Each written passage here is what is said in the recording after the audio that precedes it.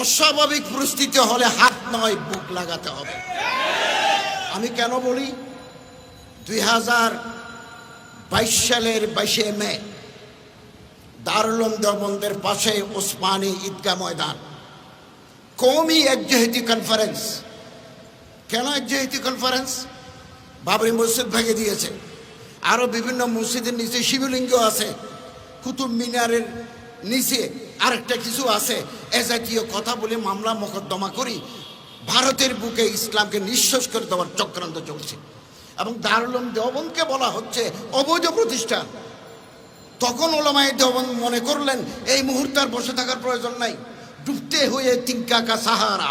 মানুষ যখন ডুবে যায় এভাবে হাত দেয়, একটা লতা পাতাও যদি পাওয়া যায়, এটা হচ্ছে critical juncture of the situation, পরিস্থিতির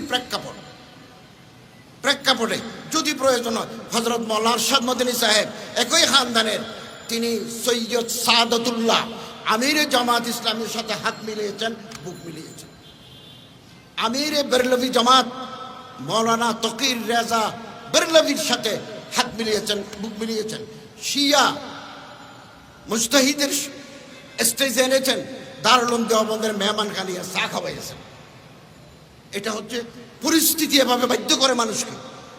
মানুষ যখন ডুবে যায় লতা পাতা ধরতে চায়। বাংলাদেশে এরকম পরিস্থিতি যদি হয়, আমাদের অত্যন্ত অভিজ্ঞ বিজ্ঞ নেতৃবৃন্দ আছেন, তারা সিদ্ধান্ত নেবেন।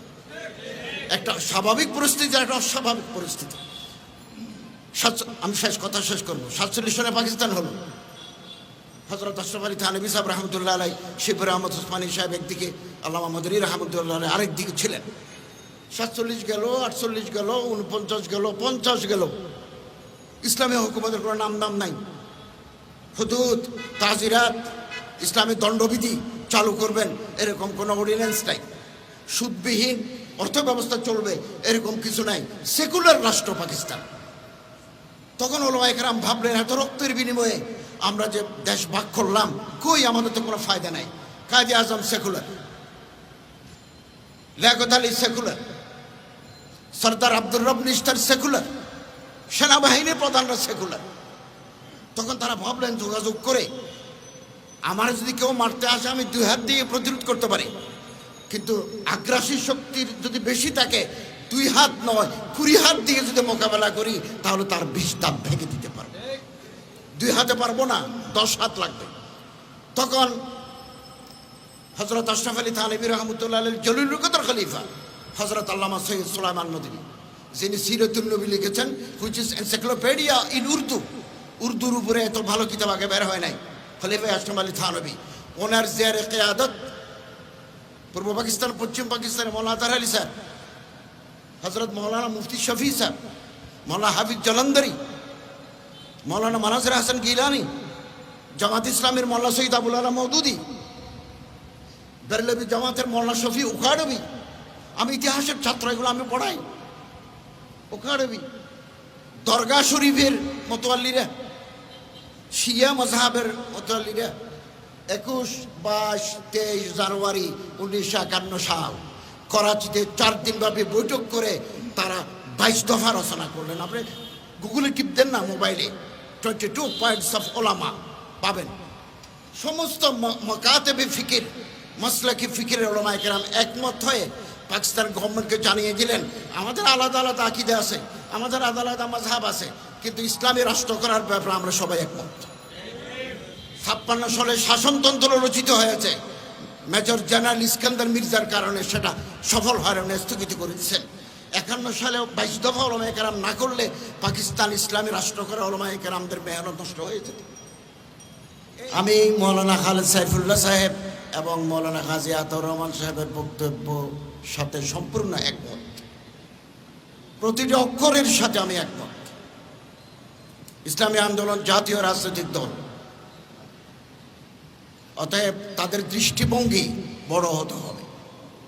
Must be broad hearted and outlook, দৃষ্টিভঙ্গি প্রসারিত হতে হবে। নির্বাচনে দাঁড়ালে প্রতিটি মানুষের কাছে ভোট চাইতে হয়। এখন থেকে প্রতিপক্ষ তৈরি করতে গেলে আমরা বেকায়দায় পড়ব। সাম্প্রতিক বরিশালের যে দুর্ঘটনা, এটা বাংলাদেশের রাজনীতির ইতিহাসের টার্নিং পয়েন্ট। ইতিহাসে একটা বারবার শব্দ আছে, টার্নিং পয়েন্ট। পরিস্থিতির মোড় ঘুরিয়ে দেয়, এটা পরিস্থিতির মোড় ঘুরিয়ে দিয়েছে এবং ইসলামী আন্দোলনকে 10 বছর এগিয়ে নিয়ে গেছে। যুগ যুগ ধরে বলা হতো, অনেক মাসাইল, অনেক প্রশ্ন ছিল গভর্নমেন্টের সাথে চরমোনাইয়ের কি সম্পর্ক। অনেকে আমার কাছে ফোন করেও জানতে চেয়েছে। আজকে এটা পরিষ্কার হয়ে গেছে, ইসলামী আন্দোলন সরকারের বি টিম নয়। এবং নায়েবে আমির সাহেব আহত অবস্থায় বলেছেন, এই সরকারের পতন না হওয়া পর্যন্ত রাজপথ ছাড়ব না। এবং এটার কারণে বাংলাদেশের পত্রিকায় গত বছর 3 মাস আগে, 4 মাস আগে, প্রথম আলো, যুগান্তর, সমকালে এই পরিমাণ স্পেস দিতে তারা সংকীর্ণ ছিলেন। এই ঘটনার পরে রীতিমতো পোস্ট এডিটোরিয়াল লিখতেছেন। Voice of America, Deutsche Welle এবং বিবিসি রিপোর্ট করেছে, টকশো হচ্ছে। গতকালের আজকের পত্রিকায় পিছনের পাতায় ইসলামী আন্দোলনকে কেন্দ্র করে রাজনীতির নতুন মেরুকরণ শুরু হয়েছে, হেডিং। এটাকে অনেক এগিয়ে গিয়ে এই ঘটনা ইসলামী আন্দোলনকে অনেক দূর এগিয়ে নিয়ে গেছে এবং চরমোনাইয়ের হযরতদের যে রাজনৈতিক দূরদর্শিতা, যে প্রজ্ঞা, যে পলিটিক্যাল প্রুডেন্স, এটা প্রমাণিত হয়েছে। বরিশাল বিশ্ববিদ্যালয়ের সামনে লাঠিসোঁটা নিয়ে কর্মীরা ছিল, কিন্তু নায়েবে আমির সাহেব ওনাদেরকে শহরে প্রবেশ করতে দেন নাই। শুধু ওখানে নয়, আরও বিভিন্ন পয়েন্টে ছিল। যদি ওই দিন ঢুকে পড়তো তাহলে নির্বাচন বানচাল হয়ে যেত, গভর্নমেন্টের হাতে একটা কাজ চলে যেত, বলো এরা সন্ত্রাসী, এরা জঙ্গি, এদের দমন করো, এদের গুম করো। এই সুযোগ গভর্নমেন্ট পায় নাই। আমাদের সম্মানিত নেতৃবৃন্দ অত্যন্ত বিজ্ঞতার, প্রজ্ঞার, যোগ্যতার পরিচয় দিয়েছেন এবং আমাদের সম্মানিত আমির সাহেব, পীর সাহেব, হযরত পীর সাহেব চরমোনাই, আমি দেখেছি মানব জমিনের সাথে উনি একটা লাইভ সাক্ষাৎকার দিয়েছেন, আরও বিভিন্ন পত্রিকার সাথে দিয়েছেন। অত্যন্ত বিজ্ঞ, একেবারে ডিপ্লোম্যাটিক প্রুডেন্স, কূটনৈতিক প্রজ্ঞার সাথে তিনি জবাব দিয়েছেন। ওরা বারবার প্রশ্ন করে, উনি খুব সুন্দর করে জবাব দিয়েছেন, রাখি কথা বলেছেন এবং এটা একজন রাজনৈতিক নেতার যোগ্যতার পরিচয়। এবং বাংলাদেশের রাজনীতিতে ইসলামী আন্দোলন এখন 2-3 নম্বরের হিসাবের খাতায় আছে। অতএব আমাদের নেতৃবৃন্দ, নীতি নির্ধারক যারা আছেন, তারা সিদ্ধান্ত নেবেন আগামী দিনের রাজনীতি কি হবে, ঐক্য করা যাবে কি না, না আমরা নিজেরাই চলবো, নাকি যার যার প্ল্যাটফর্ম থেকে সে কথা বলবো, এটা আমাদের নীতি নির্ধারকরা সিদ্ধান্ত নেবেন, আমি মেনে নেব। এই 19-20 সাল করোনা, মসজিদে জুমা হবে কিনা, পাকিস্তান গভর্নমেন্ট অর্ডার দিল 3 জনে জুমা পড়বে অথবা জুমা পড়বে না, এই সেই। कराची दारुल उलूम में तारीख अपने आप को दोहराती है, तारीख अपने आप को दोहराती है, history repeats itself. Karachi Darul Uloom में शेखुल इस्लाम तकी उस्मानी ज़ेर क़यादत जमात इस्लामी पाकिस्तान अमीर, बेरलवी जमात अमीर मुफ्ती मुनीब हसन, शिया माजारपंथी বিভিন্ন মক্তবে ফিকের লোকেরা করাচি দারুলে বসে করারদাদ তৈরি করলেন এবং পাকিস্তানের প্রেসিডেন্ট ডক্টর আলভির কাছে দিলেন জুমা মসজিদ খোলা রাখতে হবে। ইসলামী আন্দোলন তার প্রতিষ্ঠার লগ্ন থেকে নিজের অঙ্গ সংগঠনের মাধ্যমে সাংগঠনিক প্রক্রিয়া আমরা এগিয়ে যাচ্ছি, আগামী দিনেও আমরা এগিয়ে যাব। আমরা কারোর পকেটের ভিতরে ঢুকে আমরা আমাদের স্বকীয়তা নষ্ট করতে পারি না, কিন্তু আমাদের লক্ষ্য অর্জনের পথে যদি কারো হাত ধরতে হয়, সাময়িকের জন্য এই হাত ধরার মানসিকতা আমাদের থাকতে হবে। আল্লাহ তাআলা এই মোবারক জমাতকে পায়ে তকবিল পর্যন্ত পৌঁছান। বরিশালের ধাক্কা আমাদের ভিতরে নতুন চেতনা জাগ্রত করেছে। আল্লামা ইকবাল বলেন, খোদা তুঝে কিসি তুফান সে আশনা করতে।